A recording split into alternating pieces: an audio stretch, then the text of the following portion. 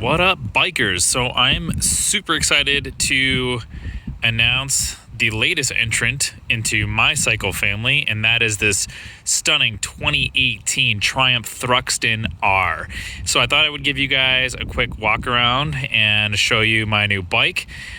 First thing I want to point out is that this bike is completely stock the way it is. So I've got some things that I want to do to it to try to make it a little bit my own, but Triumph did such a great job with these bikes out of the box that it's almost hard to start nickel and diming it and taking it apart, but we'll see what we can do. So first things first, let's turn the key on here. I love how those gauges go back and forth like that.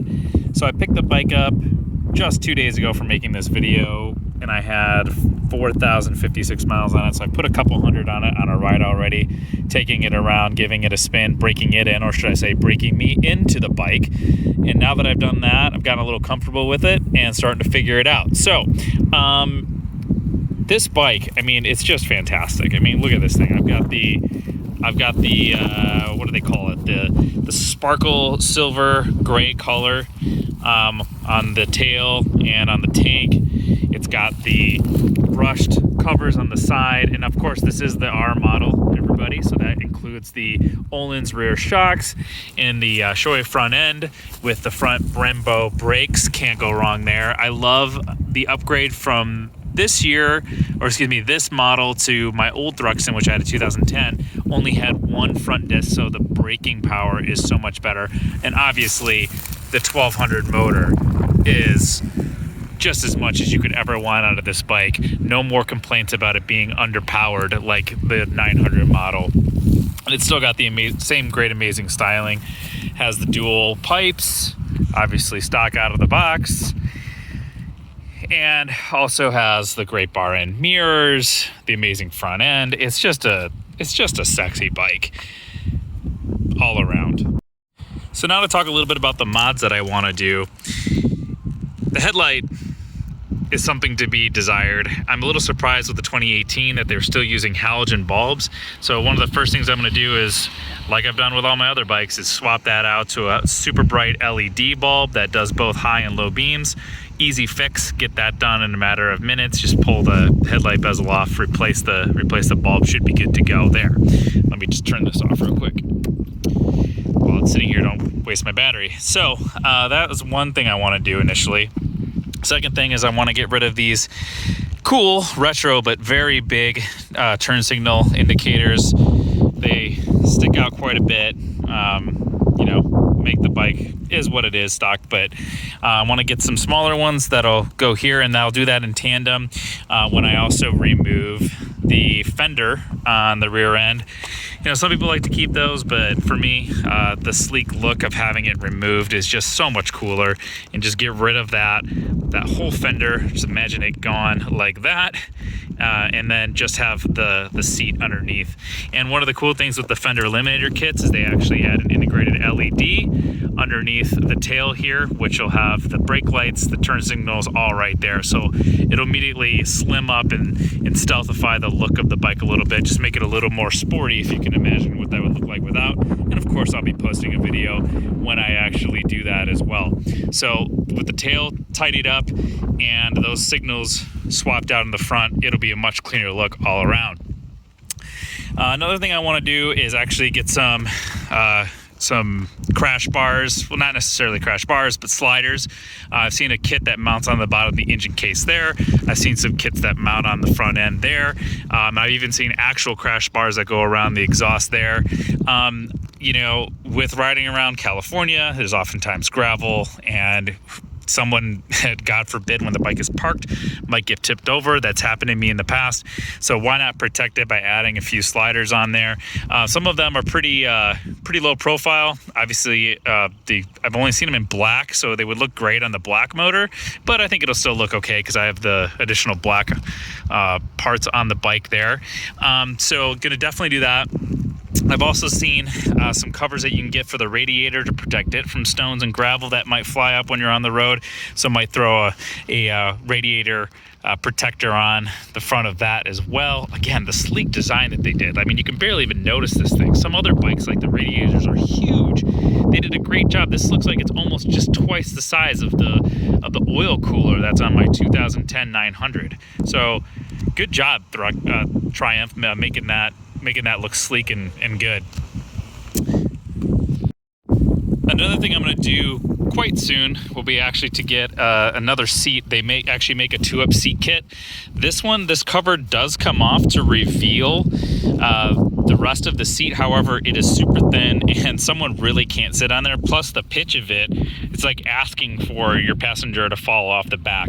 So I'm going to get the 2-up seat that'll come with it. And then obviously the 2-up kit needs to come with pegs too, which don't come on the new Thruxton standard, which is kind of a bummer because then you got to spend the $200 plus on the seat and then the additional money on adding the pegs as well.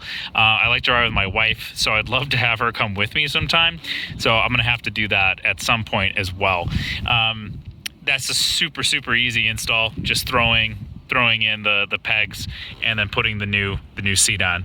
Oh, these guys, when I picked this up, I already had the pigtail in for the charger as well, so that's kind of nice. Another thing underneath to do with the motor that I want to do right away is obviously get a K&N filter, just upgrade there, add a little bit more higher flow, just make the bike run a little bit better. Honestly though, I think my very first mod will be to get the knee pads that go on each side of the tank here. This paint is great, but it's super slippery, and I love on my other Thruxton having the rubber tank pads there, giving you something to squeeze when you're going through twisties and really leaning into the bike. That rubber really holds your leg in place and also will kind of protect the paint a little bit. So I'm gonna pick those up. I think those are $100 or so directly from the dealer. Haven't seen them anywhere else. I've obviously seen some aftermarket ones, but you really want the ones that have the good grip and have the Triumph logo on them. So I'm gonna pick those up. I've already added on my little phone holder here from Quad Lock, which is nice. I'm gonna get rid of this blue clasp and lever and put a black one on, just linking it up. But I also take this and I put this on my Street Triple as well, so I take it back and forth depending on which bike I'm riding or taking out for the day. But it is nice having access to your phone right there, just pops in and off. If you guys want, I'll have a link in the description to the holder that I have if you guys want to pick one up. Alright, so I got her running for you guys. Obviously purrs like a kitten. Exhaust. It's got that nice little throaty sound to it, but honestly, I'm a little disappointed with the sound. It's a little quieter than I'd like. There's a little bit of pop sometimes, but compared to my other Thruxton, which of course isn't stock, I have an Aero exhaust on it, it's just a little timid. I might be looking up on a forum, see if there's any way of modding these pipes, or if you have to just straight up get new slip-ons. That might be on the list someday, but $1,000 for another set of pipes is kind of a tall order. I don't know. We'll see what happens at the end of the day, but I mean, obviously she runs great and it'll work good for now. Let me give it another rev. Not bad. But I know that 1200's got more sound in it. I think the last thing that's on my short list, and when I get to it, when it's time for the chain to be redone and upgraded, I think that's not even until like 20,000 miles, so I got a long way to go. 15 to 20, I guess, depending on the wear. Definitely gonna go with the same great gold chain that I have on my Thruxton 900. I mean, could you imagine how great that'll look with the gold pieces and the gold trim, and then having that gold chain wrapping around there? I think it'll be beautiful. So this begins the chapter of my new 2018 Thruxton R life.